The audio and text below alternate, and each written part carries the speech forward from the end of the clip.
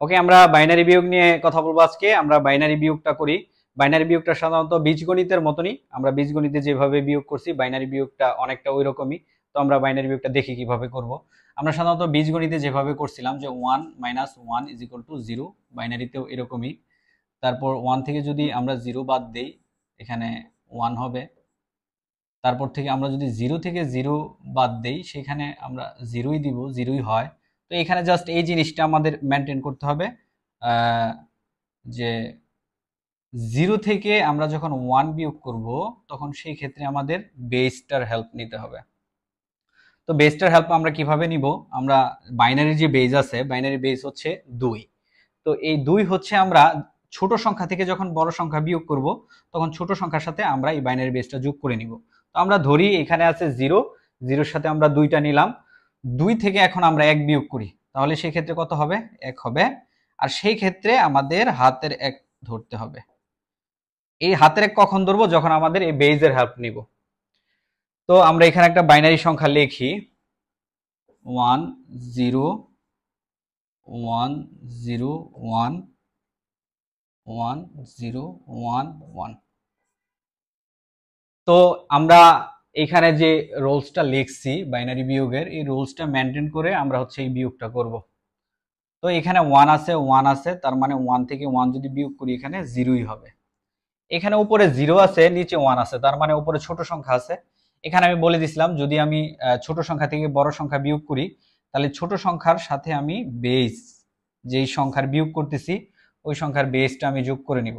তাহলে এখানে আমি বেস যেহেতু 2 যোগ করে নিলাম, 2 আর 0 2ই হয়।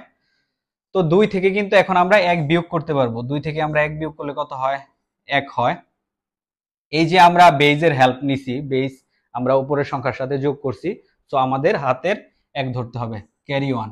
এই ক্যারি 1 আমাদের পূর্ববর্তী সংখ্যার সাথে নিয়ম অনুসারে যোগ হয়। তাহলে পূর্ববর্তী সংখ্যা এখানে শূন্যের সাথে যদি আমি ক্যারি 1 যোগ করি তাহলে 1 হয়।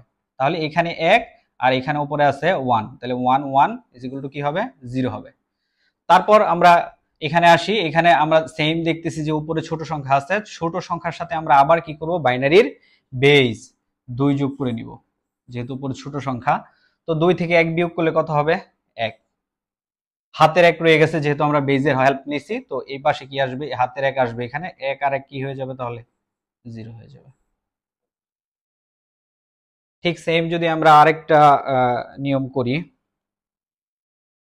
আরেকটা অঙ্ক করি, এটা মুছে দেই এই পাশে।